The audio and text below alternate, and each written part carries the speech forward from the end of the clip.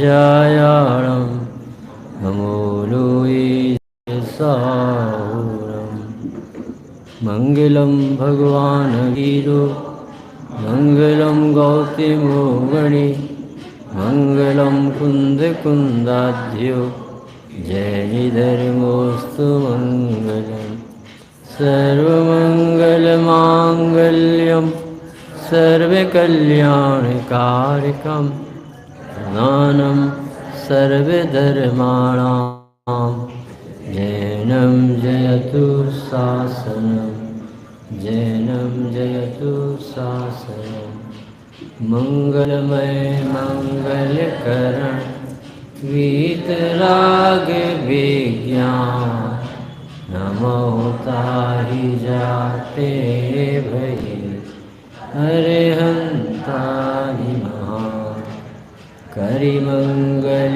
करि हो महा ग्रंथ करन के काज याते मिले समाज सब पावे निज पदराज इस भवतरु का मूल जानहु मिथ्या भाव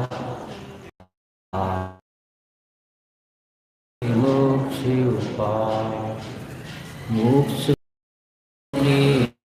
नितारम हेतारम कर श्री वर्धमाना निर्धूत कलिलात्मने सालोकानां त्रिलोकानां यद विद्या दर्पणायते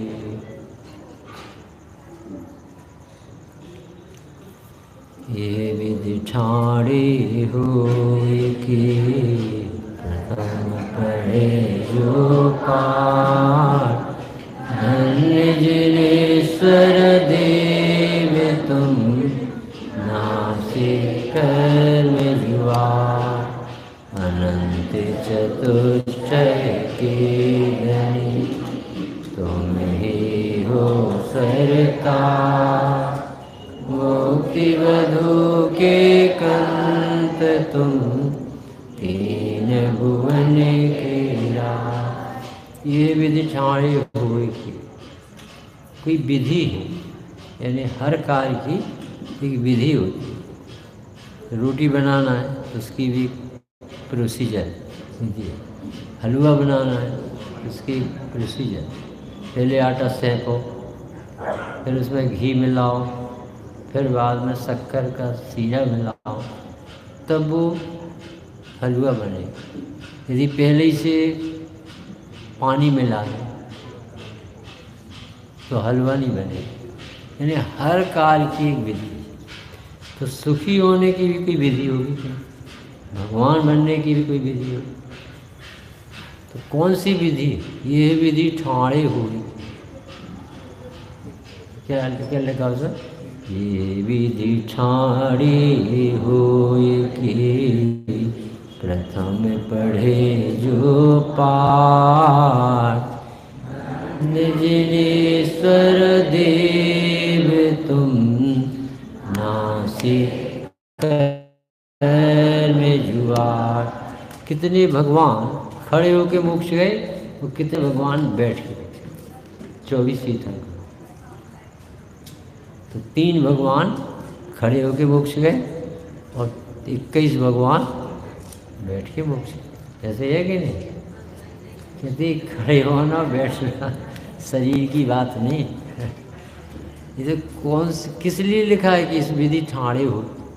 कि अरे भगवान ने अपने स्वरूप की रुचि जागृत की, अपने को जाना पहचाना, उसमें मगन हुए। ऐसे भगवान नहीं बन गए महावीर स्वामी। सबसे पहले उन्हें शेर की पर्याय से बात सीखने मिली थी, विधि मिल गई थी कि शरीर जो शेर का है ये जीव नहीं है। शेर के शरीर में रह कर के भी आत्मा उस शरीर से न्यारा है। ऐसी विधि उन्हें त्रियंश की पर्याय में समझ में आ गई। ग्वाला की पर्याय में ग्वाली को समझ में आ गया था। तू ग्वाला नहीं है, तू गायक। तू चराता नहीं है, तू जानता है। तू रोटी नहीं बनाती है, रोटी बनती है और वायु से जानता है। ये विधि है, भेद विज्ञान की विधि से भगवान बने। तो भगवान बनने की विधि, सब बच्चों को भगवान बनना है कि नहीं बनना है? तो ये फटे कपड़े पहन के थोड़ी भगवान बनते, अच्छे कपड़े पहन, पैसे पूरे देते हो, कपड़े फटे लेते। तो अच्छे कपड़े पहनना चाहिए, है ना। भगवान का मिलना बहुत दुर्लभ। तो अपने भगवान अच्छे पवित्र वितरागी भगवान है, तो उनका भक्त भी कैसा हो? चक्रवर्ती का दामाद कैसा हो? चक्रवर्ती जैसा हो। तो भगवान का भक्त कैसा हो? भगवान जैसा हो। भक्ति उसे अंदर से बहुत प्रसन्नता हो, मैं भी भगवान बनूं, तो मैं भी भगवान बनूं। तो उसकी विधि क्या है कि सबसे पहले अपना अज्ञान मिटाओ, अपने को जानो, अपनी रुचि प्रकट करो, अपने में मगन होने के लिए जो जो बाधक चीज़ें उनसे बचो।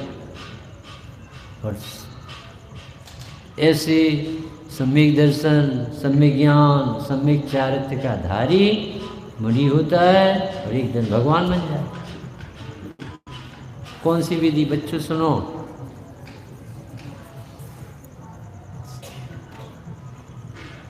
कितना कठिन है इन लोगों का, ये बैठते कहीं इनका उपयोग कितना है, कितना दुर्लभ है। सुनो, फिर से सुनो। ये विधि ठाड़े होए के प्रथम पढ़े जो पाठ, धन्य जिनेश देव तुम नासे कर्म जुआ। गांधी जी एक बार लेट आए स्कूल, तो स्कूल के टीचर ने उन्हें टेबल के पीछे वाली टेबल पर खड़ा कर दिया, खड़े हो जाओ। खड़े हो गए। शिक्षक ने डांटा, फटकारा, कितने लेट आए, कब से स्कूल लगे, तो पीछे खड़े हो जाओ। खड़े हो गए। अब जैसे छुट्टी हुई, 12-2 बजे छुट्टी हुई, तो सब लड़के चले गए, गांधी जी खड़े। तो उन्होंने कहा कि क्यों, तुम क्यों नहीं जाते? कि हम नहीं जाएंगे, हमने गलती क्या की? हम तो पिताजी की सेवा करके आए। तो ये सेवा करना भी कोई गुनाह है?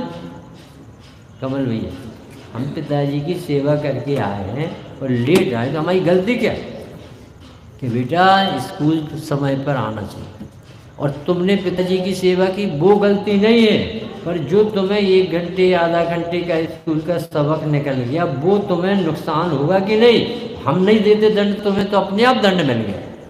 वो तो तुम्हें सीख दे रहे हैं कि स्कूल के समय स्कूल का ही काम होना चाहिए। यदि उस समय नहीं करोगे तो तुम्हें को वो सबक नहीं मिले। हमारे पनिशमेंट का अर्थ ये थोड़ी है कि हमें तुम्हें सताना, पर तुम्हें सबक मिलना चाहिए कि पिता की सेवा का मनाही नहीं है, पर स्कूल के समय स्कूल का काम।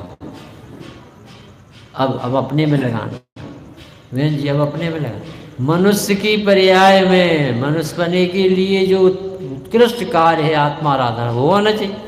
नहीं साहब, अभी तो लड़का, अभी तो लड़के हैं, अभी तो कमाने के दिन, अभी तो खाने के, अभी भोगने के, ये उत्तर नहीं चलेगा। ये पर्याय चली जाएगी, फिर तुम्हें कोई नहीं कहेगा कि अब तुम धर्म समझो। थोड़ी सा ये स्टेज बड़ी, यानी इस उम्र में भी समझ नहीं आता, जवानी में भी नहीं आता, बुढ़ापे में मरे से हो गए, तो फिर कब समझो? बालपने में ज्ञान न लो, अच्छा, और फिर बढ़ गए तो तरुण समय कंप्यूटर में लो, लैपटॉप में लो, उसमें दिमाग खराब हो, और फिर बुढ़ापे में अधमरे हो गए, कुर्सी पे बैठे, कोई काम ही की नहीं। इसलिए जब लो न रोग जरा गहे, तब लो झटती निज। यदि तुम्हें कल्याण करना है तो अभी बहुत अच्छा अवसर,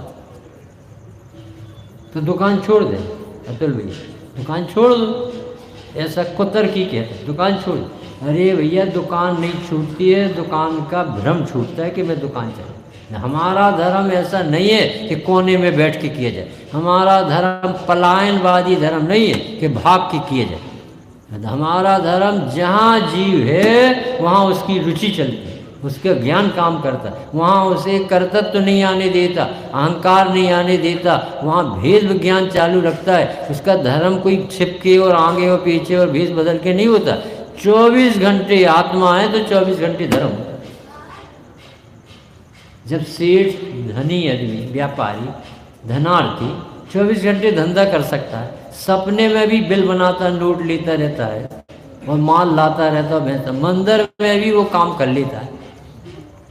हमारे गांव में एक व्यक्ति की कपड़े की दुकान थी, बुजुर्ग भी चल गए, तो वो छन्ने का कपड़ा बेचता, समझ लट्ठा। तो उन्होंने कहा, मंदिर में आए और पहले बूढ़े लोग सुनते थे, वृद्ध लोग 70, 80, 90 वर्ष के, जो कोई काम के नहीं रह जाते, तो वो लोग सुनते थे। तो सुनते थे तो आके नींद आ गई।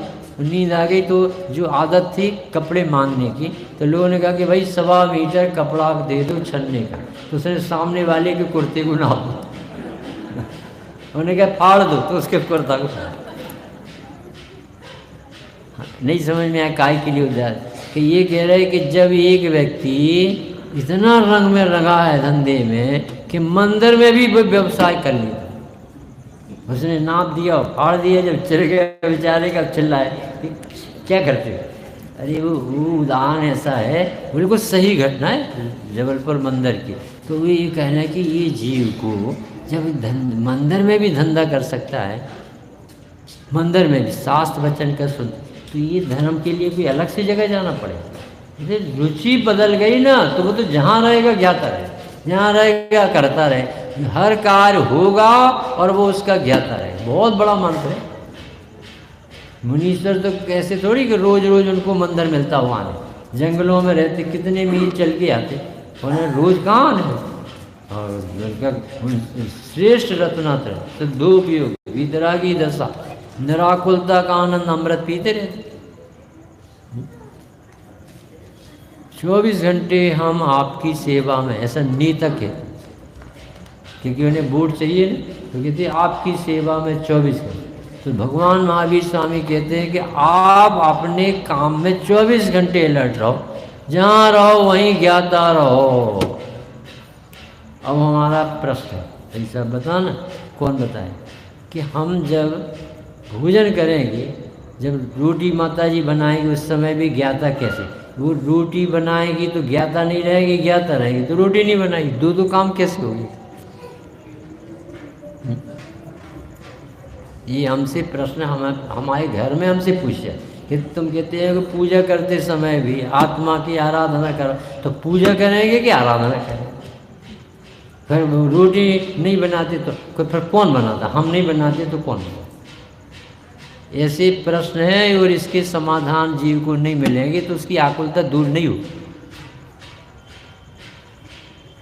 तो कैसे समझाओगे आप कि रोटी बनाते समय भी तुम, रोटी के समय भी तुम जैन धर्म कैसे पालोगे? बताओ, कौन बताए? हाँ तो उठाओ।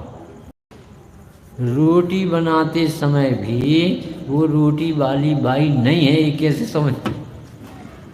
तो कहते या तो हमसे रोटी बनवा लो या फिर ज्ञाता बता।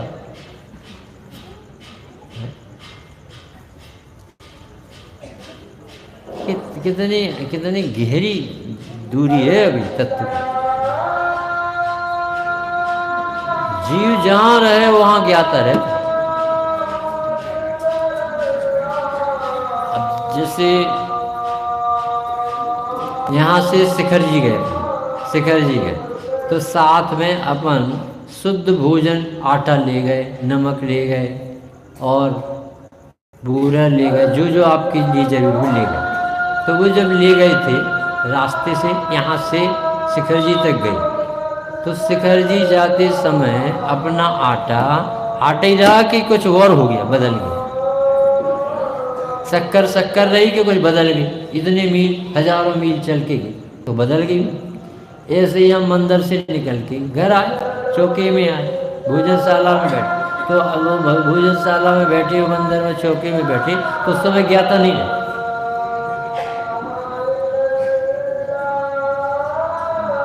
यानी जीव को ये बात सुनने भी नहीं मिलती। कोई भी वस्तु अपना स्वभाव नहीं छोड़ती है। तुम यदि अभी ज्ञाता हो तो घर में भी ज्ञाता हो। और ये समझता है कि घर में कैसे धर्म होगा, रोटी बनाएंगे तो ज्ञाता कैसे। यानी वस्तु का निर्णय नहीं होने से ये प्रश्न उठता है। एक काम करवा कि हम रोटी बनाते समय ज्ञाता नहीं। अरे तुम रोटी नहीं बनाते क्योंकि शरीर नहीं हो, आटा नहीं। और तुम आत्मा हो तो तुम जहाँ रहोगे वहीं ज्ञाता रहो। कितना दुर्लभ है जिनेंद्र देव का शासन मिलना और सारा बोझ उतार। सारे लोगों के चित्त में ऐसा अहम अहम, मैं करता मैं करता मैं करता, ये भूत स्वभाव। क्योंकि वो क्यों नहीं समझ में आता, क्योंकि वो देह बन के बैठा। जितनी देर मंदिर में बैठा तो वो आदमी बन के बैठा, और भगवान उसके ज्ञान, केवल ज्ञान में से आत्मा देखते और समझाते कि आत्मा ज्ञानम स्वयं ज्ञानम ज्ञाना धन्यति। ये विधि है। ये विधि ठाड़ी हुई के पढ़े जो पार। ये विधि ठाड़ी हुई के प्रथम पढ़े जो पाठ। धन्य जिनेश्वर देव तुम नासी कर में जुआठ प्रभु जी, नासी कर में जुआठ। कौन सी विधि से? सबसे पहला काम सम्यक दर्शन। ये विधि ठाणे हुए कि ठाणे होने यानी सावधान हो, वेद विज्ञान करने का काम। प्रथम पहला काम, आप अपनी रुचि जगाओ। अपने को जो मान बैठे हो ऐसा नहीं है तुम्हारा स्वरूप। जैसा भगवान देखते हैं, जैसा बताते वैसा जी।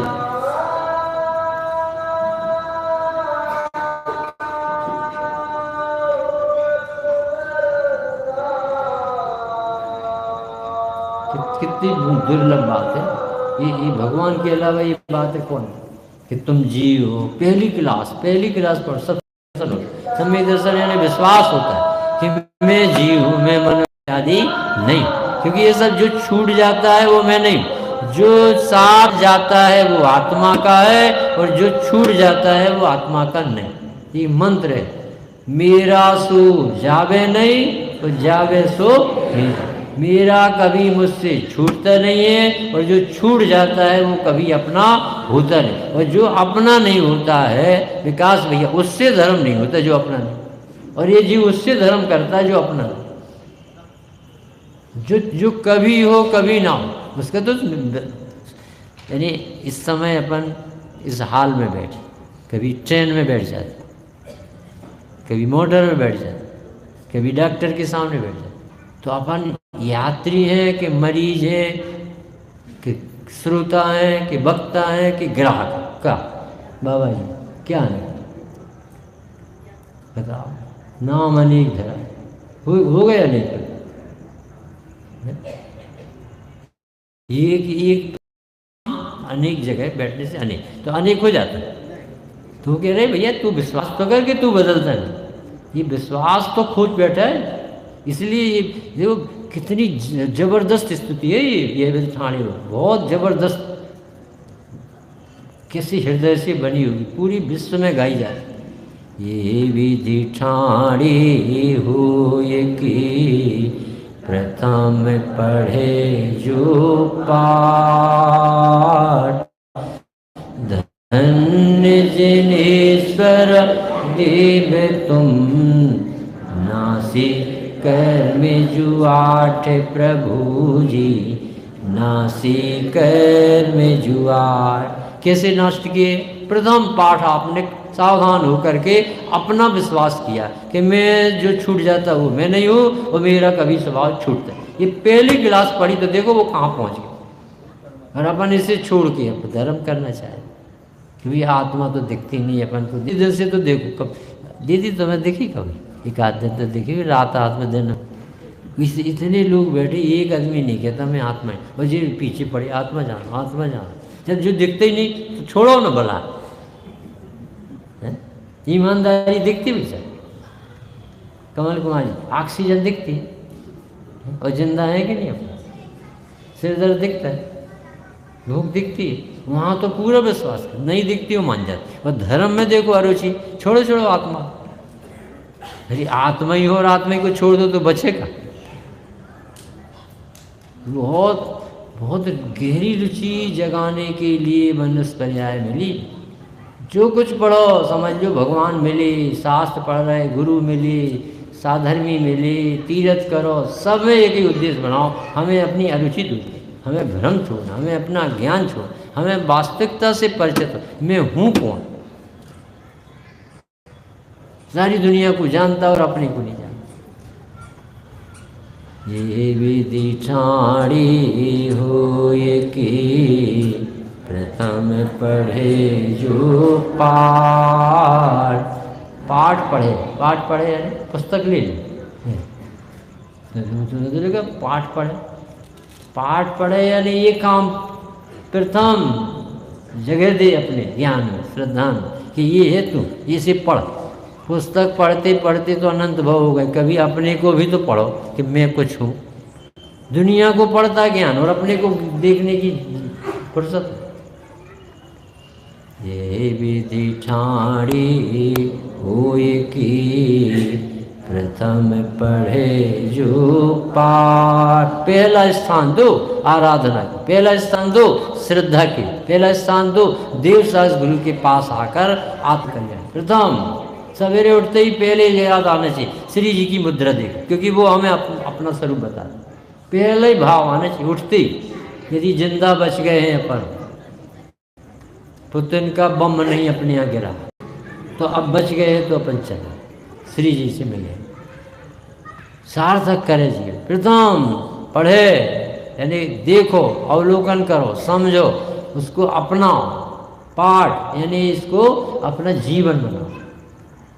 और कौन ने किया है? तो दूसरी लाइन में भगवान का नाम, धन्य जिनेश्वर देव तुम, नासी कर में जुआठ प्रभु जी, नासी कर में जुआठ। जब उन्हें अपनी रुचि हो गई कि अरे मेरा समझ में, मेरा ज्ञान मेरे पास, मुझे किसी की जरूरत नहीं, तो जो उदासीन व्यक्ति है उसके कर्म नहीं बनते, वो कर्म तो बनते विपरीत वासना से। ऐसा उदाहरण दिया, तेल लगा के निकला तो धूल चिपकी, और तेल लगा के नहीं निकला तो नहीं चिपक। ऐसे ही जो वासना रखता है कि ये चाहिए ये चाहिए, इसमें सुख है इसमें सुख, तो वो तो जंगल में भी चला जाए तो बंधन हो। और ये उदास है, हमें कुछ चाहिए, पर का कुछ नहीं चाहता, चाहूं अपना भाव, निज स्वभाव में स्थिर रहूं, मेटू सकल विवाह। हमें कुछ चाहिए नहीं, जब चाहिए नहीं तो जबरदस्ती बंधन कैसे? भूत काल प्रभु आपका, वह मेरा वर्तमान, वर्तमान जो आपका, यह भविष्य मम जान,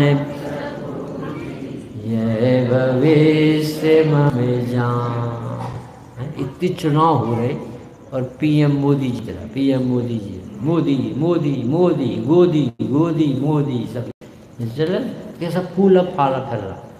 जब ये को जैसे जीत गया, प्रसन्नता होती हमारी पार्टी, हमारी पार्टी, तो ये अपन को प्रसन्नता क्यों नहीं कि मैं भविष्य में भगवान बनूं?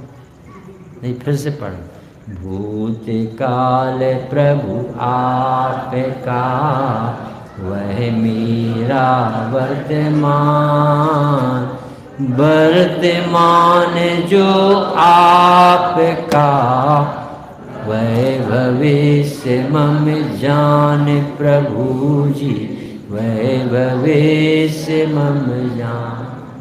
क्या कह गए कि मैं भविष्य में भगवान, जैसे आप बैठ गए ना ऐसे ही मैं अपने में समा जाऊंगा, आराम से तो भगवान बनूंगा। ये अर्घ समर्पण करके प्रभु निज गुण का अर्घ बनाऊंगा, और निश्चित तेरे सदस्य प्रभु पे ये मोदी बन जाऊं, ऐसा है को है। अरे और मोदी कह रहे कि वोट डाल, गजब का मार है। ये इलेक्शन में तुम वोट डालो तब हम जीते, ऐसा नहीं है। हमारी वोट हमारे पास था।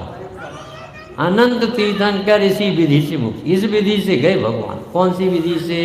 अपने से प्रेम कर, पर द्रव्य ते प्रीति जो है संसार अबूर, ताको फल गति चार में भ्रमण कहो श्रुत सूर। सारी जनवाणी पढ़ के हमने देख ली। जयचंद जी छावड़ा साहब कहते तुम पर द्रव्य से प्रीति ममत्व करोगे तो तुम फंस के जाओ, दुखी हो, क्योंकि कोई तुम्हारा साथ दे सकता है, कोई तुम्हारी हेल्प नहीं कर सकता। सब जीव अपना अपना पैकेज लाए, सब अपने अपने भाग लेके। किसी के बारे में मत सोचो कि हम इसे पाल रहे हैं और इसका क्या होगा। वो अपना भाग लेके आए, हर बच्ची भाग लेके आए, हर लड़का भाग लेके आए। ज़्यादा बोझ लेके नहीं बैठो जन्मंदर में आ गया। सर्वम सदैव नेतम भवती सुखीय कर्मोदयान मरण जीव सुख, सब कुछ नियत है। काहे को ठेकेदार बने, बहुत शांति से रहो, भगवान मिल गए। पर महावीर स्वामी की देशना में निर्भर हो। मैना सुंदरी की शादी कहाँ होगी? निश्चित श्रीपाल। और वो देखो कौन से भेष में आए, कूड़ के भेष, और पिताजी नाराज। तो ये बहुत बहुत बहुत अहंकार है ना। माता जी से पढ़ी थी वो, अर्जी का माता से। तो वो कहते थे पापा तुम काय को ठेकेदार बनते, करता धरता बनते, हमारा शादी विवाह सब निश्चित। ज़्यादा अहंकार करते ही ना तो हम बता दें कि हम अहंकार नहीं करते, वस्तु का स्वरूप जितना भाग जो लेके आए वहाँ चला जाए। आप काय को जन्म। अच्छा मैं बता दूँ। और पहुपाल राजा को गुस्सा आ गई। उन्होंने कहा सबसे गंदा आदमी ढूंढो और इसके ठिकाने लगाओ। तो जंगल में वो राजा और मंत्री घूम रहे थे और वो श्रीपाल उस समय न जाने किस भेष में माँ बाप मिल जाए भगवान। अब वो बाघ भगवान उस समय उस भेष में आए। मैंने कहा जी आदमी ठीक है, इसे सिलेक्ट करो। चलो तुम्हारी कुंडली मिल गई हमारी लड़की से, तुम्हें शादी करना। ओके भैया जी क्या करते भैया, हम तो अपने छोड़ छाड़ के आए, दुर्गंधित कूड़, कुछ नहीं, तुम्हें शादी करवा, मैं राजा हूँ। लड़की है कोई मैना सुंदरी को छोड़। मैना सुंदरी को बिल्कुल भी टेंशन नहीं, क्योंकि उसे भगवान और जिनेंद्र देव मिल गए थे। माता जी ने सब समझा दिया था, बेटा भाग्य प्रमाण सब, तुम बिल्कुल नहीं घबरा। उसने भरत पसंद कर लिया, शादी हो गई। अब वो सेवा करने आई श्रीपाल। अरे रे तुम्हें कोड़ लग जाए। तो मैना सुंदरी बोली सुनो, हमें नहीं समझा, हमने माता जी से पढ़ा कि बिना साता वेदनी के रोग नहीं आते। हम सेवा करेंगे तो पुण्य बनेगा कि रोग हो। कोरोना में दूसरे छीने नहीं देते, भगो भगो भगो, दूर रहो दूर रहो दूर रहो। और यदि कोई गांधी जी होते ना तो उनकी सेवा करते और वे मरते नहीं। जितनी जो बचने की कोशिश करते हैं ना इनको रोग हो जाते, और जो सेवा करते हैं उन्हें पुण्य लगता। समझ में नहीं आ रहा धर्म अभी जी। सेवा करने से रोग होता है। मदर टेरेसा को हो गए होंगे तो जिंदगी भर सेवा की।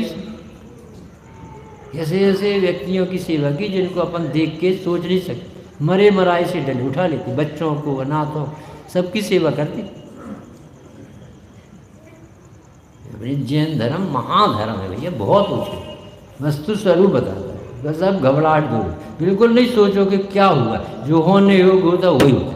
हमने किसी के पैसे दावे तो हमारे चले, बिल्कुल ऐसा समझ लेना निश्चित। हमने किसी को दोष लगाया, हमें दोष लगा। हमने किसी की आरती उतारी, हमारी आरती। हम जनवाणी की बात अच्छी कहेंगे, हमारी बात लोग कहेंगे ये बहुत अच्छा है। हम भगवान की प्रशंसा करें, उनके गीत गाएंगे, नियम से उस भक्त के गीत गाए जाए। ऐसा प्रकृति में धर्म है, ऐसा नेचुरल है। मुख करे जैसा लखे तैसा, इसमें कौन सी बड़ी बात है।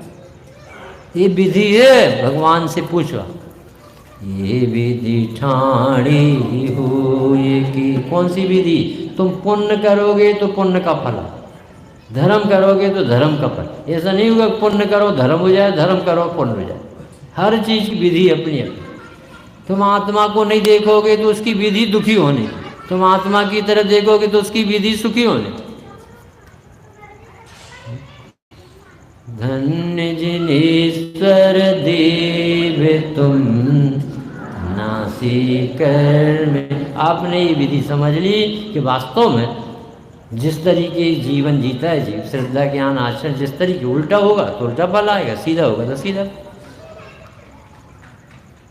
अनंत चतुष्टय की धनी तुम ही हो सरतार, मुक्ति बधू के कंत तुम, तीन भुवन के राज। अब दूसरी लाइन में इनका स्वरूप है, जैसे हमारे भगवान किसे कहते हैं? अनंत भगवान। सब बच्चे भाग गए। बच्चे यानी व्यंतर देव। इस चंचल जी पाठशाला वालों का बड़ा उपकार है कि वो बिठाने कैसे रहते, कैसे गवाते, कैसे खिल खिलाते, कैसी कहानी सुनाते। बहुत मुश्किल है मेंढक बोलना है बंदरों को बैठा। ये तो बड़े लोग हैं तो अपन बैठे रहते और सुनाते रहो, हमें सुनने नहीं कहते। और बच्चों को बैठना है तो उचकने। अब वो पंडित जी बोलते रहते भी सुनते। तो कैसे कहते हैं भगवान? तो ये विनती में कहा अनंत चतुष्टय की धनी है। अनंत चतुष्टय किसे कहते हैं? अनंत दर्शन, अनंत ज्ञान, अनंत सुख, अनंत भी, इसे कहते हैं अनंत। ये धनी, ये धन तो ये अनंत चतुष्टय की धनी तुम ही हो, सर्वोत्कृष्ट हो आप, जगत के सिर पर बैठे अनंत भगवान और सिद्ध भगवान सबके माथे पर ऊपर बैठे। अब हमें अनंत चतुष्टय से कौन कौन सी शिक्षा मिलती है? जैसे ये भित्ति बहुत ऊंची है, अपन तो ऐसे पढ़ के निकाल देते, प्लेट धोते रहते, साफ करते रहते, अनंत चतुष्टय की धनी तो नहीं होता, लाना धरा ऐसा करता रहता। वो कब जल हो, कब चंदन हो, कब वो पूरी स्तुति निकल जाती है कि अच्छा आप पूजा करें। और अब ये क्या हो रहा था? असली पूजा तो तुमने छोड़ दे, जिसमें इतने मार में इतने मंत्र भरे थे और उसकी ऐसी पढ़कर आ जाओ आ जाओ आ जाओ जब द्रव्य अनंत चतुष्टय की धनिया जाओ। कुछ समझ में नहीं आता काय के लिए भगवान का तक डर नहीं लगता। अरे द्रव्य नहीं हो तो नहीं हो, बिल्कुल शांति से भगवान को दे। आपके यहाँ तो बहुत अच्छी पूजा होती, बहुत अच्छी तरीके से होती, न ज़्यादा संगीत होता है और न ज़्यादा डिस्टर्बेंस, न ज़्यादा नाच गाना और न ज़्यादा लय और मयूर और संगीत, ये कुछ नहीं। बहुत बहुत अच्छे तरीके से ऐसी पूजा विश्व में बहुत कम देखी। कोई उद्देश्य नहीं, वो खड़े होके करते। ये तो यहाँ सिर्फ एक इंदौर है, इंदौर फर्स्ट पूजन में भी फर्स्ट आया। कितने अच्छे से करते, खड़े होके हमने यहाँ देखा था। हमारे सब बैठ जाते, शांति से बैठे, फिर कई तो सो भी जाते। तो अनंत चतुष्टय से कौन सी सीख मिलना है? कि अनंत ज्ञाता हो भगवान। अनंत ज्ञान मालूम क्या कहलाता है? अब उन्हें ज्ञप्ति परिवर्तन का काम बंद हो गया, अब उनकी कोई गी जानने में बाकी नहीं रहा, इच्छाएं रह नहीं गई, वो पूरा विश्व झलकता है और उनका जो सामर्थ्य पूरा व्यक्त हो गया। तो ज्ञान ने व्यवस्थित को व्यवस्थित जाना तो सारा कर्तव्य मिट गया। क्योंकि जो काम अपनी योग्यता से जब होना है वो भगवान के ज्ञान में आ रहा, तो एक भी आकुलता नहीं रहेगी। अब अपन को तो पता नहीं, जैसे लगता है कहाँ लड़कियाँ ढूंढ लें, कहाँ लड़का ढूंढ लें, कहाँ चले जाएं, क्या कर लें। अपने को वो बात समझ में नहीं आई ना कि इतने बजे ये काम होता, ऐसा होता। तो वो ज्ञान पता पूरा ज्ञान नहीं है, तो वो अल्प ज्ञान, अधूरा ज्ञान, अपनी न जाने कितनी इच्छाएं खड़ी करता। और पूरा ज्ञान होता तो एक विकल्प नहीं। कमल कुमार जी आप बताएं, या आज 8 बजे से और 9 बजे तक का प्रवचन 2600 वर्ष महावीर भगवान के ज्ञान में आ चुका था, हो गया। तो अपन काय को कह रहे थे 7 से 7:30 बजे तक होगा, फिर ऐसा होगा, फिर वहाँ होगा, फिर कभी, फिर काय को कह रहे। जब यहाँ होगा काम तो यहीं होना था। और कितने बजे से होना था? 8 बजे। और ऐसी चटाई बिछना थी और ऐसे यहाँ बैठना था। ये निश्चित था कि नहीं? तो निश्चित था, तो फिर वो बीच में विकल्प क्यों? पक्का पता हो तब ना। तो जिन्हें को पक्का पता है, तो महावीर स्वामी को कितने विकल्प आए कि आज लोगों की व्यवस्था कैसी होती, उनको क्यों नहीं आएगी? क्योंकि बहुत व्यवस्थित पूरा विश्व। जड़ चेतन की सब परिणति प्रभु, अपने अपने में होती है, अनुकूल कहे प्रतिकूल कहे, यह झूठी मन की वृत्ति है। प्रतिकूल संयोगों में क्रोधित होकर संसार बढ़ाया है, संतप्त हृदय प्रभु शीतलता पाने आया है, शीतलता पाने आया। कितनी अच्छी व्यवस्था है, जड़ चेतन दो जाति के द्रव विश्व में, और सबके परिणमन कैसे होते हैं? अपने अपने में, अपने अपने में होते हैं कि 7-6 कारक लगाओ, अपने अपने में होते हैं, अपने अपने से होते हैं, अपने अपने लिए होते हैं, अपने अपने आधार से होते हैं। सब लगाओगे तो आपको पूरी बहिर्मुखता निकल जाए। ऐसा नहीं है कि आपने करी सो हो गई व्यवस्था, होने योग्य काम होता है। विकल्प यहाँ का है वहाँ का है, पर काम तो यहाँ। तो ये अनंत चतुष्टय की धनी हमारे भगवान होते हैं, तो अनंत ज्ञान होता है। तो अनंत ज्ञान होने से व्यवस्थित पूरा विश्व दिखता है, आत्मा दिखता है, केवल रवि किरणों से जिसका संपूर्ण प्रकाशित है अंतर दिखता है। अब बताओ उन्हें कितने काम दिखेंगे? नहीं दिखेगा तो बहुत निराकुल है। और जिन्हें वस्तु व्यवस्था नहीं दिखेगी वो डमाडोल चित्र, न जाने क्या होगा, आज की व्यवस्था कैसी होगी। अब कवि सम्मेलन है, अब तो वो सब डिस्कस हो जाएगा। अरे भगवान कहते आप चिंता मत करो, बहुत व्यवस्थित। ऐसी गजब की स्तुति लिखी जो अपन ने दो। अब उसमें एक पद बैराग का दो, तुम बिन में व्याकुल भयो जैसे जल बिन मीन, जरा मेरी हरो करो मोह स्वाधीन। क्या कह रहे? तुम बिन में व्याकुल। लगा कभी ऐसा कि भगवान के बिना में ऐसा व्याकुल जैसे मछली को पानी से निकाले, ऐसा लगता कभी? भगवान इतनी बड़ी चीज़ है, उनका तत्व इतना कीमती, इतनी ऐसा लगना चाहिए। यदि आज प्रवचन नहीं मिला तो आदर के लिए कह रहे, आकुलित होने के लिए नहीं, यदि प्रवचन नहीं मिला तो ऐसा लगे कि जैसे हम भगवान से दूर क्यों। लॉकडाउन में देखो कैसा है, किसी भगवान बैठे और अपन भगवान के पास नहीं आ पा रहे, पर भगवान की वाणी नहीं सुन रहा। कैसा अंतराय जबरदस्त चला सालों। तो कैसा लगता है? यानी चेलना ने बोला, बाबूजी जब वो चेलना को ले आए राजगृह अभय कुमार, जो हमारे पिताजी के साथ शादी कर कोई तरीके से लिया, और वो ले आया, और जब चेलना ने देखा यहाँ तो अन्नमत का साम्राज्य, ये भेजो मैं तो जिनेंद्र देव के बिना नहीं रह सकता। तो मालूम क्या वर्णिंग से निकली, इससे अच्छा तो मर जाना अच्छा था, पर बिना जिनेंद्र देव के मैं नहीं रह सकता। अब राजा चाहता था रहने, तो उन्होंने कहा कि मैडम घबराओ नहीं, हम तुम्हारे लिए मंदिर बना, हम कोई भी मत को पाल, हम तुम्हारे लिए सब व्यवस्था की। तो उन्हें बड़े बड़े मंदिर बनवाए, इसे रुचि नहीं। अब देखो कितना कितना बड़ा लाभ होता है। कितने गोद कितनार की, कितने अंश अज्ञान, आज धन्य मानुष भयो पायो जिन वरदान। अब पुराना इतिहास करो तो रो आएगा। कहाँ डले रहे अपन? कीड़े मकोड़ों में, इस घास के ऊपर सब लोग चलते। अरे ट्रक खड़ी रहे, आदमी खड़े रहे, बड़ी बड़ी टैंक खड़ी करे, और वो घास बोलना नहीं जानते। और पूरा जीव ऐसे ही जैसे सिद्ध भगवान का जीव, जैसे अपना बच्चा और उसके ऊपर कोई ट्रक खड़ा हो।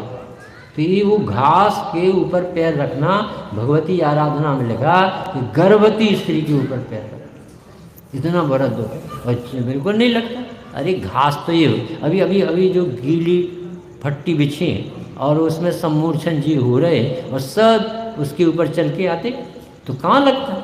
अरे ऐसी दशा में रही कि कोई हमें जीव नहीं कहने तैयार। इस घास को कोई जीव नहीं कहता, गीली मिट्टी को कोई जीव नहीं कहता, पानी को कौन जीव कहता। हवा ट्रकों में भर के, टायरों में भर के, उसके ऊपर से इतने बड़े वजन जाते। क्या दुर्दशा रही है जीव की, आत्मा न जानने की फल। ऐसी विनती में लगा, कितने गोद कितनार की, कित त्रियंच अज्ञान, आज धन्य मानुष भयो पायो। वो ये कितने बड़े भगवान मालूम है?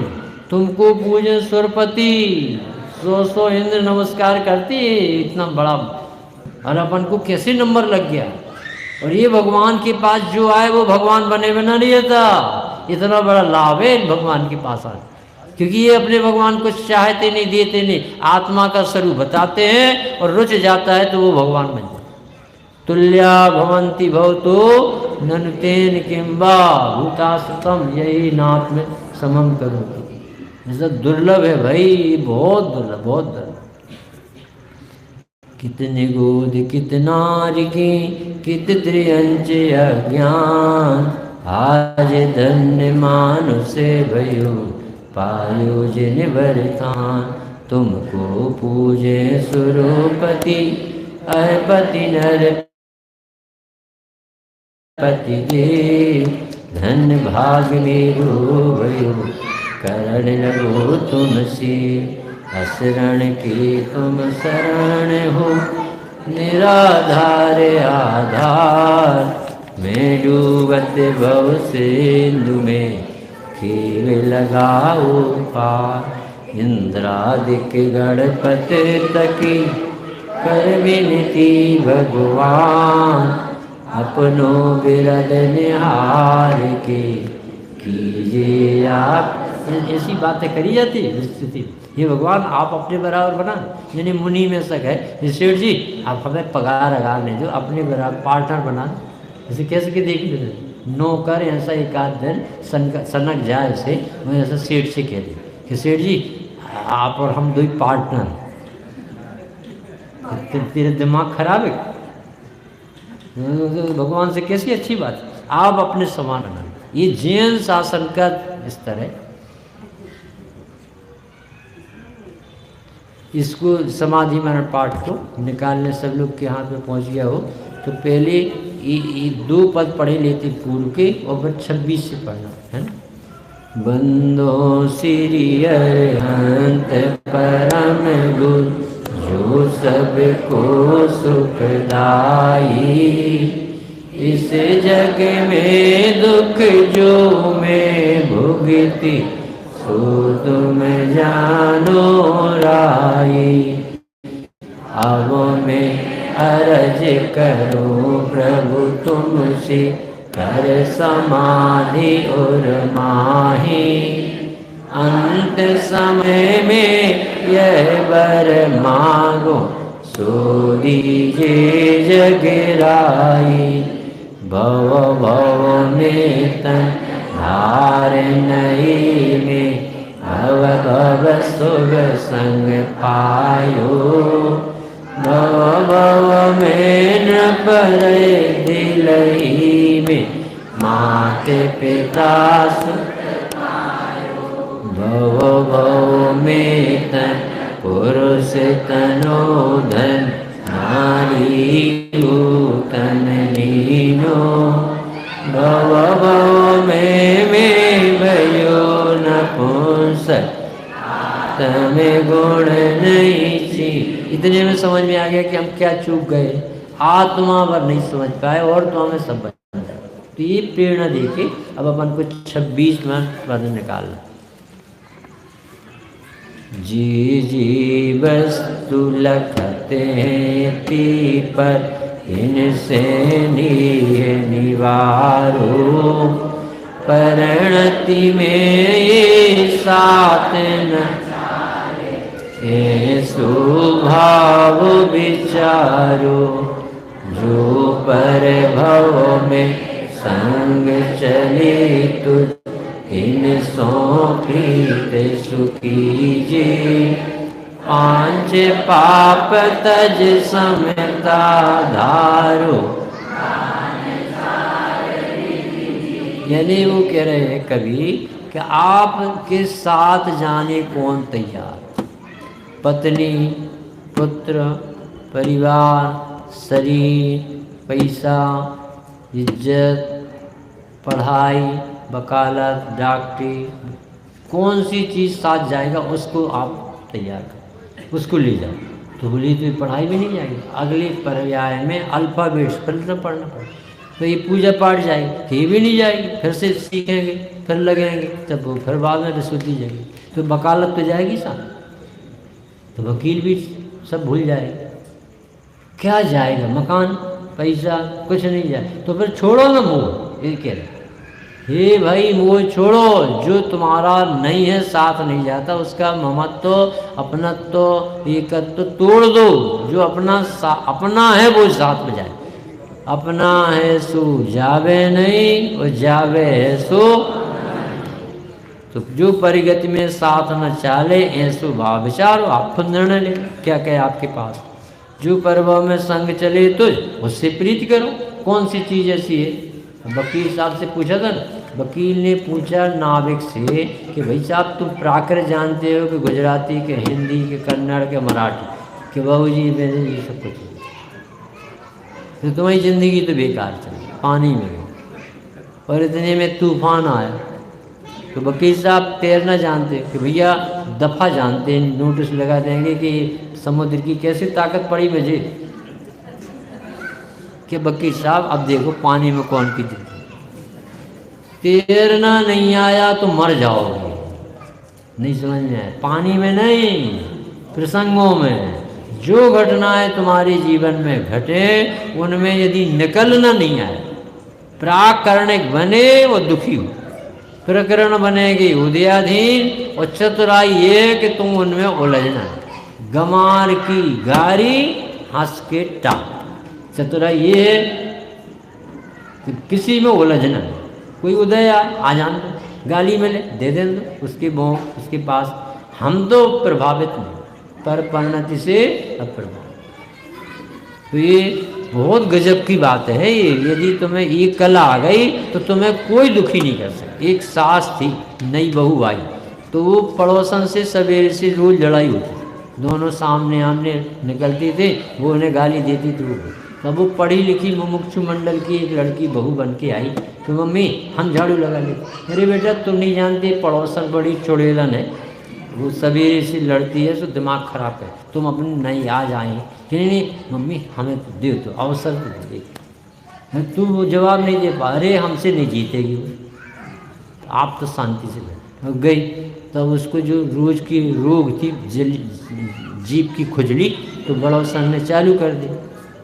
तो वो गाली दे गाली दे गाली दे, कुछ बोले ही, ऐसा उड़ा रही, ढंग से नहीं रहती, कहाँ से ले आई बहू, कौन है तो, ऐसे कुछ ये बोली। माता जी जय जय, माता जी आपका स्वास्थ्य ठीक है, माता जी आपका ठीक। जबकि ये लड़ना नहीं, ये लड़ती तो नहीं है, और वो प्रेम से पूछ। तो अब उसने जब थक गई वो, खेली बेटा तुम कौन से गांव से आए, कि जबलपुर से आए। कि तुम लड़ती अड़ती नहीं हो, कि हमारे मंदिर में लड़ो नहीं सिखाओ। इतने प्रेम से रहने लगी, बताओ। इतने अनादिकाल से लड़ाई हो रही थी, और एक मिनट में सफाई। हमें लड़ना ही नहीं है किसी से, हम इसके लिए जन्म ही नहीं, हमें दे दो ना गाली।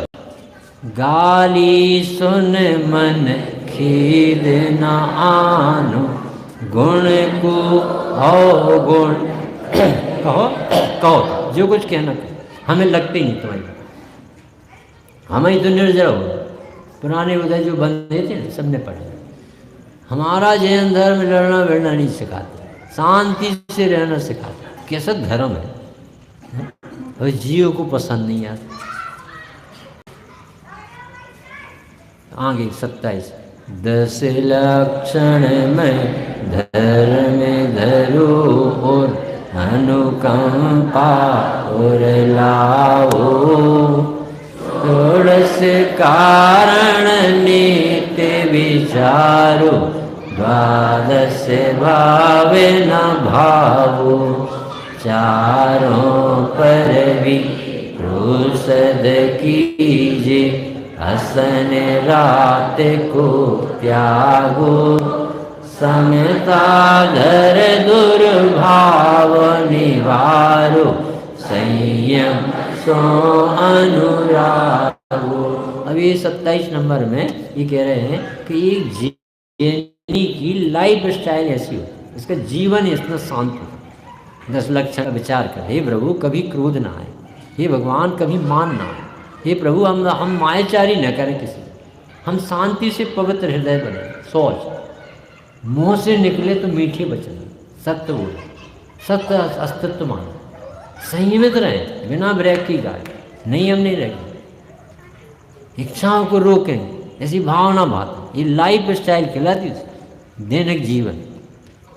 आकिंचन ब्रह्मचर्य सब सब सब माता बहने बैठे। जब जम्बू स्वामी से कहा कि आपकी ये पत्नी है, 4 पत्नी है और आप दीक्षा ले रहे, तो ये क्या सोचे? तो जम्बू स्वामी बोले कि हमें मम्मी पापा ने कहा कि एक रात के लिए आप करा लो शादी, तो हमने उनकी आज्ञा मानी, परंतु हमें ये जो 4 पत्नी कह रहे ना, हमें सब माँ दिखती, हम करें, हमारी आँखें नहीं खुलती, हमें माँ दिखती।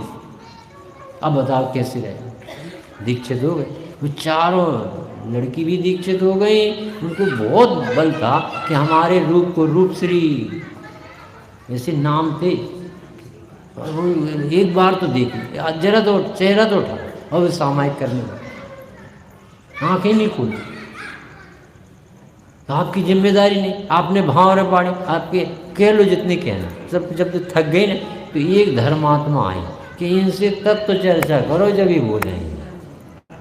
तो उन्होंने कहा, हे प्रभु आप तो सुबह दीक्षित हो जाओगे, हम आपके मंगल कार्य की अनुमोदना करते हैं, परंतु हमें थोड़ी सी तत्व चर्चा के लिए आप समय, हम भी अपना कल्याण करना। ऐसा जब प्रश्न किया, हे देवी तेरे मंगल भाव सुनकर मुझे बहुत प्रसन्न था, हे जीवन तो तत्व की आराधना की। अब फिर उन्होंने प्रश्न किया, आप तो कल्याण कर लोगे, हम लोग कहाँ पड़े रहेंगे, स्त्री पर्याय में तो मोक्ष होता नहीं है, हमारा कैसे? अरे स्त्री पर्याय बाधक नहीं है, पुरुषार्थता की कमी रहती इसमें। तो ऐसा करो, आप तो इस भाव में मोक्ष जाओगे तो थोड़ी देर बाद चले जाओ, यानी घर से दीक्षा बाद में लेना, जब तुम्हें जाना ही है तो हमें हम लोगों को सिखा दो, और बाद में हम भी दीक्षित हो जाएंगे और आप। तो ऐसा गजब का उत्तर दिया जम्बू स्वामी चरित्र में कि ये बताओ हम तुम्हारे पति हैं कि नहीं? पति हो, तो तुम पति को सुखी देखना चाहते हो कि सुखी देखना चाहिए? तो 4थे गुणस्थान से 7वें गुणस्थान में ज़्यादा सुख होता है कि? तो होता है। तो हम ज़्यादा सुखी रहें तो तुम्हें इसमें प्रसन्नता होगी कि कम सुखी रहें उसमें प्रसन्नता? अरे वाह, फिर उत्तर नहीं दे पाए। तो वो जम्बू स्वामी दीक्षित हुए, 4 देवियाँ दीक्षित हुई, और 500 विद्युत चोर के साथी जो धन लूटने के लिए आए थे। और जम्बू स्वामी की मम्मी कह रही थी, बेटा तुम्हें क्या चाहिए? हीरो के हार चाहिए, सोने के 10 तोला को कर धन जो डल ले जाओ, सब ले जाओ, ले जाओ, हमारे बेटा को मना लो, तुम्हें जो चाहिए। गजब की बात है, ये धन लुटाने तैयार, ऐसा कौन सा प्रसंग? तो बोले हम उससे बात कैसे करें कि तुम मामा बन के चले जाओ। अब काला कलूटर, दाढ़ी बड़ा होगा, आतंकवादी जैसा, और तो भी बोले बेटा तुम पहचानते मैं तुम्हारा मामा हूँ। अरे मामा जी आइए आइए, बहुत तत्व की जैसे मजा आ रहा, देखो तो मुनीश्वरों का आनंद तो देखो मामा जी, देखो तो आत्मा कितनी अच्छी, बैठो मामा जी, बहुत अच्छा लगे, आत्मा भगवान है, अनंत गुणों का धनी। ये वो तो भूल गए चोरी हुई, और उससे जो चर्चा करी तो वो सब उसके सिलेबस खत्म हो गए। बाप रे, ये तो नींद खुल गया, ये तो मार्ग दूसरे कहाँ निगोश से निकल के आए, नरकों से तिरंजी गति से कितने थपेड़े खाए, आज ये जम्बू स्वामी मिल कैसे गया? आज का दिन धन हो। और वो 500 चोरों के साथ दीक्षित हुआ, और जहाँ जाता था, जौन सी जगह खड़ा हो जाता था, लोग पत्थर मारते थे, ये चोर ये चोर ये चोर, सब सहन कर लिया, परंतु उसने जिनेश्वरी दीक्षा था। और उसकी मम्मी वो भी लाइन में लग, जो कहती थी बेटा धन ले जाओ और ये हमें बेटा को मना। अरे ये कोई दम ही नहीं है भैया, ये कह रहे ये लाइफ स्टाइल होनी चाहिए, सवेरे से शाम तक अपना जीवन मानो धर्म के लिए हो। कभी 12 भावना पढ़ो, कभी समाधि मरण पढ़ो, कभी आलोचना पाठ पढ़ो, कभी सामायिक करो, कभी अपन जीव की दया करो, दान दो, मंदिर के पूजन भजन भोजन, ऐसे हरे भरे मंदिर रहे। ये जीवन शैली बन जाती जिसको आत्मकल्याण कर। इसमें लिखा 27 में 28 में, अंत समय में शुभ भावई हुए यहाँ सहाई। स्वर्ग मोक्ष फल तो ही दिखावे हृदय देहि अधिकाई। कोटि भाव सकल जिय त्यागो गुर में समता लाके। जासे तीरति चार दूर कर बसहु मोक्ष पुर जा। अब इसमें ऐसा लिखा, इसलिए कंफ्यूजन कैसा होता है। इसमें लिखा अंत समय में ई स्वभाव हुए आन सहाय।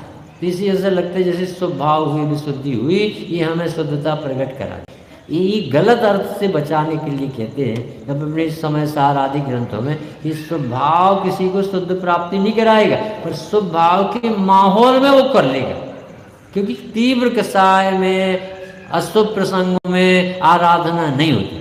विशुद्ध परिणामों में, मंद कसाय में, देव गुरु धर्म की सानिध्यता में, साधर्मी वात्सल्य, साधर्मी स्वाध्याय जहाँ होता है वहाँ अवसर होते हैं। तो ये चरणानुयोग अवसर प्रदान करता है और अज्ञानी जी उसे कारण बना लेता है। बस ये तो नहीं भूल अतुल बाबू, ये समझना बहुत जरूरी। ये जीव को ही भ्रम हो गया है कि हमने जो नियम धर्म लिए हमें आत्मा दिखा। ये नियम धर्म तुझे अशुभ से बचाते सर। अशुभादो विणवित्ति सुहे पवित्ति, इतना काम है उसे, और इसने उसे साधन बना लिया। ये कारण कार्य विपर्यास से मोक्ष मार्ग में नहीं लगने। पहले तो हमको जानते नहीं, तो अब जान लिया तो कौन सा धर्म हो। आत्मा जाने बिना कभी धर्म नहीं होगा, तुम चाहे कितना जानो। तो वो जानना क्या किया कि जान लिया तो तुम्हारी अंडरस्टैंडिंग सही हुई। पर जब भी तुम जानोगे तो वो पुरानी पढ़ाई काम नहीं आएगी, प्रगट ज्ञान वर्तमान का काम में आएगा। ये इतनी अच्छी व्यवस्था है। कोई भी विशुद्धि के बिना शुद्धि प्रकट होती नहीं है, और विशुद्धि से शुद्धि नहीं समझ में हमने क्या कहा। विशुद्धि के बिना शुद्धि होती नहीं है, और विशुद्धि हे लगे बिना शुद्धि होती नहीं। विशुद्धि जबरदस्त हे लगेगी तब निकल पाए, क्योंकि ये व्यवहार का प्रेम इतना खतरनाक है। क्योंकि दुनिया उसे आत्मा के देखो कितना त्यागी, कितना सारी दुनिया सर्टिफिकेट देती, और जिनेंद्र देव कहती कर्मात्मा, धर्मात्मा तो धर्मी के बल से होता। तो इसलिए भूल निकाल रहा। मन थिरता करके तुम चिंतो चौआराधन भाई। ये तो को सुख की दाता और ही तू को नाई। आगे बहुमुन भई है इन गही तिरता भारी। उपसर सहे शुभ भावन हारा। अब कह रहे हैं कि देखो ये कार्य कितने अच्छे अच्छे बड़े बड़े राजा महाराजा जो अपने मुनि हुए ना, उनने ये बहुत अच्छे से समता से जीवन जिया। कैसे कैसे प्रसंग आज सुनेंगे ना अपन, तो अपने रोंगटे खड़ी कर दे। वर्तमान युग पढ़ो, कितना बड़ा उपसर्ग सहा, पहली क्लास पढ़ो। तीन में कछु एक नाम कहूँ में चित लाके। भाव सहित अनमोने तासो दुर्गति हुए न ताकी। अरु समता में आवे भाव अधीरज जावे। से दिन जो जुन मुनिवर को ज्ञान ये विचित। तो मुनीश्वरों के महाप्रतापशाली कामों को गिनाएंगे, घटनाओं को गिनाएंगे, क्योंकि कभी कभी प्रकृति में कैसी कैसी घटनाएं घटती, उस समय समता किसके बल से आती है वो बताना। अभी देखो, ये जीवनधर कुमार का जीव पूर्व की पर्याय में इसने हंस बच्चों को जन्म दिया। तो एक हंस का बच्चा ही उठा लिया, तो उसकी माँ को पीड़ा हुआ, बच्चा उठा। अब अगले भाव में इसे जन्म से मम्मी की वो विरह को सहना पड़ा, और उसे स्मशान में जन्म मिला, और उसकी माँ से वो देवी छुड़ा के ले गई और दूसरे का पद।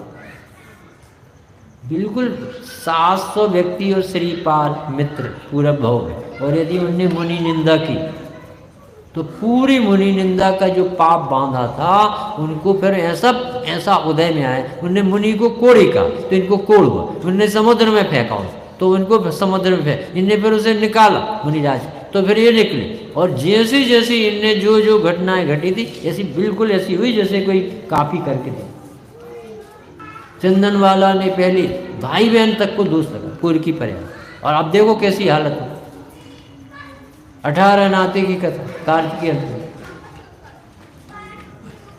किसी किसी मन चली लड़की थी, बूढ़ी अर्जिका और जवान मुनि, बूढ़ा मुनि और जवान अर्जिका, ऐसे दो प्रसंग बने।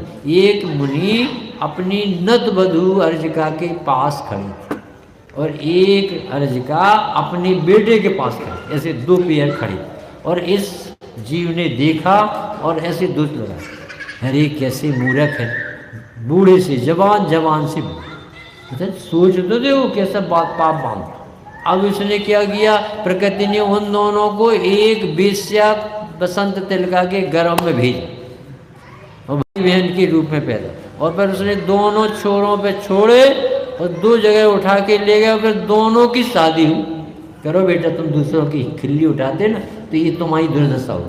तो वो पति पत्नी बन गए। फिर मम्मी से वेश्या से बन, फिर पहुंच गया वो लड़का तो मम्मी उस क्या नाटक 18 नाते लिखे सबने पढ़ा होगा कार्तिकेय कार्तिकेय स्वामी। ये अब इस तरफ आओ, ये तो हो गए नेगेटिव। अब इसमें देखो क्या लिखा, यदि तुमने हमारे परिसय जयी मुनिराजों की महिमा गाई, तारीफ गाई, तो तुम्हें परिसय सहने की ताकत अगले भाव में मिलेगी। ऑटोमेटिक ऐसा बलिष्ठ शरीर मिलेगा, ऐसी ताकत आएगी कि तुम बड़े से बड़े प्रसंगों को झेल जाओ। इसलिए बड़े पुरुषों की हमेशा अनुमोदना करना चाहिए। किसी ज्ञानी के धर्मात्मा के कोई कष्ट आया हो तो सराहना, हे भगवान इनको सहने की शक्ति मिले, धन्य है इनकी ताकत। बड़े पंडित जी बोले कि मरु ये कमठ का जीव और उनका भाई मरुभूति, ये दोनों, और ये कमठ के जीव ने पाप किया और राजा ने निकाल भी दिया, और तो भी ये उसका भाई अपने भाई को लेने गया कि भैया राजा ने निकाल दिया हो, हम तो तुम्हें लेने आए। देखो वो पाप कर रहा और फिर भी इनने उसे अपनाया। तो बड़े पंडित जी कहते थे, अरे रे मोह को धिक्कार है, इतना गंदा काम करने पर भी तुझे भाई दिखता है, पापी नहीं दिखता, ऐसे मोह को धिक्कार। और फिर देखो क्या हालत है, कितने भाव तक उदय आते। खूब अनुमोदना करो हमारे मुनिराजों के, खूब अच्छे निर्दोष आहार हो, कभी उनको कोई कष्ट ना हो। मुनि अकेले की नहीं, सारे साधर्मी हो, किसी भी साधर्मी की आपत्ति ना आए, सबकी ताकत बने, कोई को कोई भी प्रकार के कष्ट। ये मुफ्त का पुण्य है जो जैनियों के भाग में बने। मेरी भावना में तो कितना लिखे, सुख में होकर मगन न पूरे आदि सब लिखे, प्रेम भाव हो सब जीवों से, इसमें लिखा हर तरह से जीव को ऐसी विशुद्धि से ऑटोमेटिक पुण्य बने। बहुत से काम पुण्य के करने पर दिखते, ये काम तो मुफ्त का पुण्य का, घर बैठे सुखी रहें सब जीव जगत की, कोई कभी ना घबरा। अब तुम्हें ऐसा वरदान का बंद उदय आएगा तो तुम डरोगे नहीं कभी। एक दो बार पढ़े लेते, समय अपना हो गया, अभी सुकमाल और सुकौशल। माल महामुनि कैसे धीरज धारी, एक श्यालनी युग बच्चाय, पाव बको दुखदाई, यह उपसर्ग सहोदर तिरता, आराधन चितधारी, तो तुमरे जिए कौन दुख है, न तुम हो सब भारी। कितनी प्रसिद्ध घटना है सुकमाल की। यानी ऐसा व्यक्ति जिसने कभी सूरज की रोशनी न दी, जो सरसों के दाना पर खड़ा हो जाए तो कांटे जैसे गए, जिसके लिए चावल भी कमल पत्र पर रात भर सुगंधित करे जाते थे पर सवेरे बने। कोई कष्ट जानते ही नहीं था, कष्ट क्या। इतनी मधुर जिंदगी जीने वाला, पुण्य का अधिकारी, जबरदस्त जीव, और वो जीव जब दीक्षा लेके निकला और जिसको सरसों के दाना गड़ते हो और उसकी गिट्टी और पत्थर पे जा रहा हो, खून की झिलने लगे और स्यालिनी चाटती हुई जा रही, और उसको 3 दिन तक भक्षण किया। जिसने कभी ABCD ना सुनी हो जैन धर्म की, वो व्यक्ति को ये ताकत कहाँ से आ गई कि स्यालिनी फाड़ के खा रही है और वो उफ भी नहीं कर रहे और सर्वार सिद्धि को पहुंचे। 3 दिन की आयु से उनके गुरुजी ने कहा कि आपकी सुकमाल बेटा 3 दिन की आयु से, और वो डरे नहीं कि अब व्यवस्था करो, बचने की कोई उपाय बताओ, ऐसा नहीं। अरे अपन को पता चल गया 3 दिन की आयु, अपना काम करो। इसको कहते हैं कि सामर्थ्य इसमें लगाओ। ये नहीं घबराओ कि कोरोना आ गया अब छपत्ती फेरो, ये करो कि भगवान ऐसे संसार में उदय आएंगे तो ऐसे लोग आएंगे, पर हम आपके मार्ग पर चलेंगे। अब हमें इस शरीर से एकत्र ही नहीं करते जिसमें ऐसे लोग आते। तो जो पैर मारा था पूर्व की पर्याय में, वो भाभी को, ये दोनों भाई थे ना, तो भाई थोड़ा धार्मिक, और ये इनका मन नहीं लगता था। सुकमाल के जीव का जो वायु भूत था, इसका मन नहीं लगता। पर अग्निभूत पढ़ा लिखा पढ़ गया, इसके पिताजी मर गए तो दोनों की कोई इज्जत ही नहीं थी, दिमाग कमजोर, यानी पढ़ाई नहीं की। तो एक ने तो थोड़ी देर बाद पढ़ाई कर ली और एक ने नहीं की। तो ये कमठ के जीव ने सब, ये क्या कहते सुकमाल के जीव ने, पूर्व की पर्याय में वायुभूत नाम, इसने पढ़ाई नहीं की। और जैसे ये बड़ा भाई दीक्षित हुआ तो इसने तो मुनि को नमन भी नहीं किया, निंदा और की। तो तत्काल बाद इसे कोढ़ हुआ, इसकी दुर्गति, कुतिया दुनिया भर की पर्याय में घूमता हूँ। और एक बार जब उसे भाभी ने कहा तू भैया को, तेरे कान से दीक्षा लेना पड़े, तू भैया को ला, तो इसने एक लात मारी उसके मुंह में। वो लात का फल उसे उस समय चुकाना पड़ा जब उस सुकुमार मुनि ये कह रहे। थोड़ी विचार करोगे तो आपका सिविलाइज जीवन हो जाएगा कि हमसे किसी को कोई कष्ट ना हो, हमें को भोगना पड़े। बस एक बार पढ़े लीजिए सुकौशल। धन्य धन्य जो सुकौशल स्वामी, व्याघ्री निर्तन खायो, तो भी श्री मुनि ने डिगे नहीं आत्म सोहित लायो।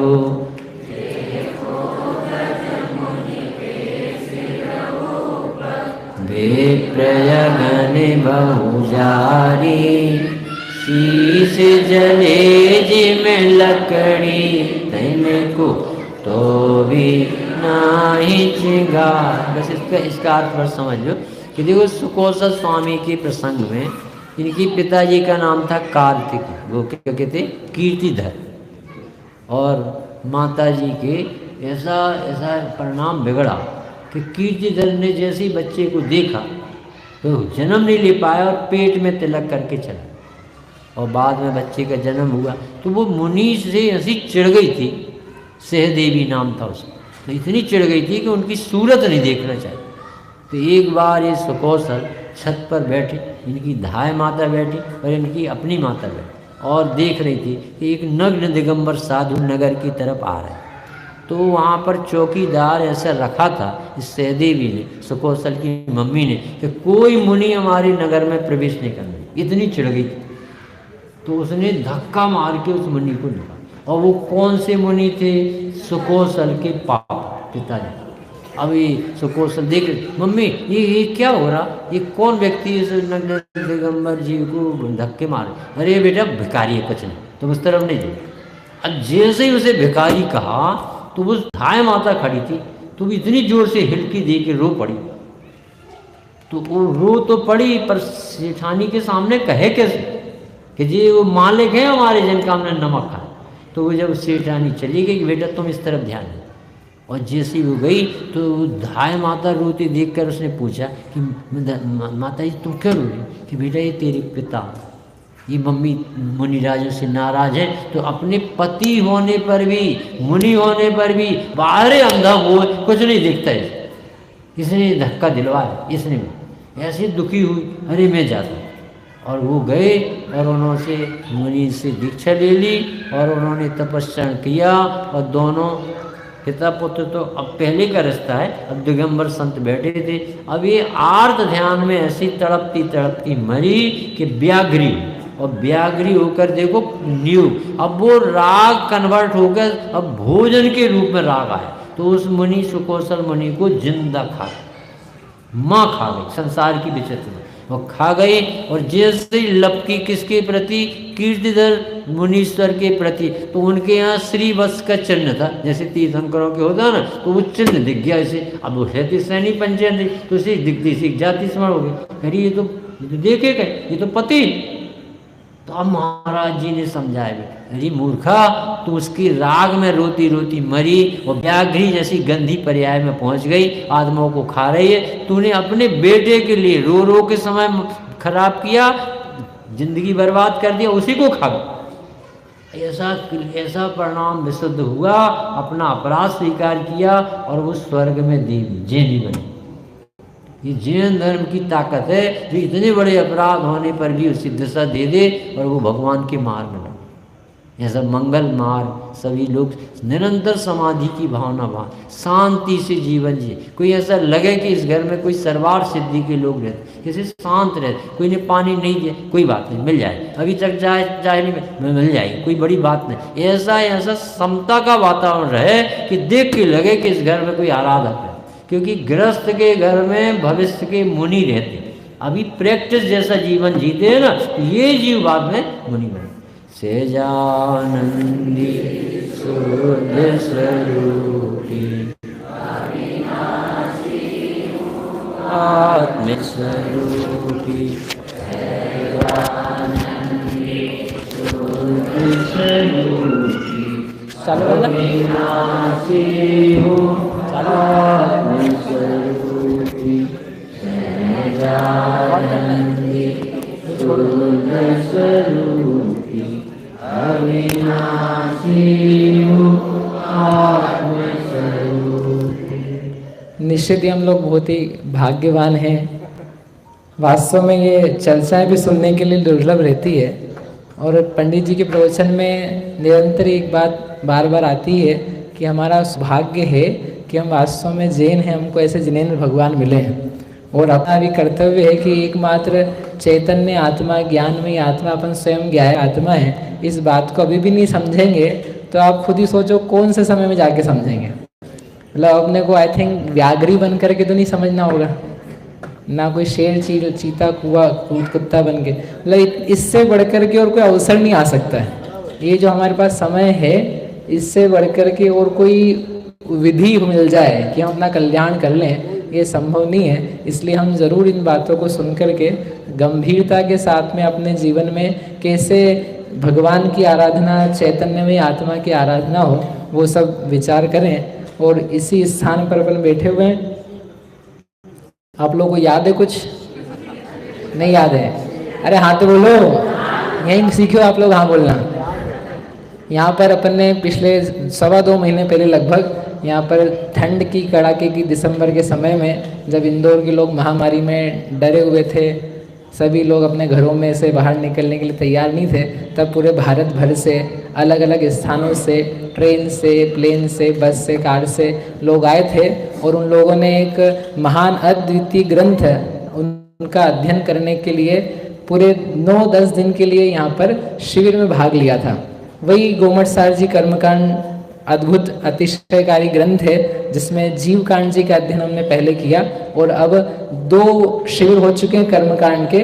तीसरा शिविर हमारा आगे आने वाला जो समय है, गर्मी का समय, छुट्टियों का समय, मई माह में लगाने का यहाँ पर आयोजन का पूरा विचार किया है। आप लोग की अनुमोदना हो तो बहुत बहुत धन्यवाद।